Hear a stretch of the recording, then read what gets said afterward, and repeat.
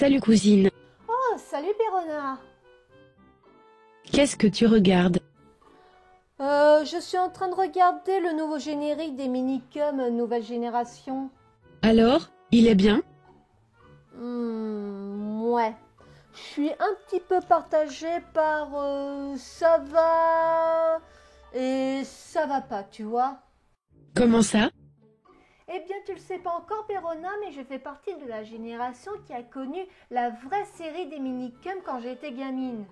Cette série m'obligeait à me lever à 7 heures du matin pour ne pas rater ne serait-ce que le générique du début. Ah oui quand même. Dans la première génération des Minicums, ils sont 9, ils sont une communauté, des potes, et on aurait aimé être potes avec eux quand on était gamin. Et quand on voyait un personnage apparaître dans un épisode, eh bien on était toujours surpris quand on ne s'attendait pas à le retrouver dans un épisode. Mais là, dans les Minicums NG, ils sont que 5. Même si les nouveaux minicums représentent les stars que les jeunes aiment? Même si les Minicums représentent les stars que les jeunes aiment. Mais ils ont fait une bêtise. Quelle bêtise! Eh bien, comme pour les films Ninja Turtles, les gens de la vieille génération vont vouloir redécouvrir les séries et les films de la licence. Et pour balancer la phrase de la mort, c'était mieux avant. Et donc ça va être pareil pour les minicums.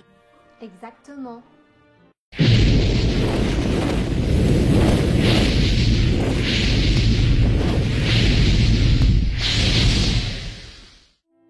Oh, magnifique. Alors, que comptes-tu faire, mon enfant? Ce que je compte faire. Eh bien, comme je l'ai fait pour Death Note de Netflix, je vais lui laisser sa chance. Une bien sage décision de ta part, pour quelqu'un qui n'aime pas qu'on touche sa série ou son manga préféré. Eh bien, depuis que j'ai regardé la vidéo de Fermez-la de Michael J de la chaîne Vozmaker sur les 5 meilleures et mauvaises adaptations, je me suis remise en question et depuis, j'ai décidé de laisser une chance au reboot et au remake. Reste plus qu'à patienter le 11 décembre pour le premier épisode des Minicums Nouvelle Génération et à voir que va donner le premier épisode. Si telle est ta décision.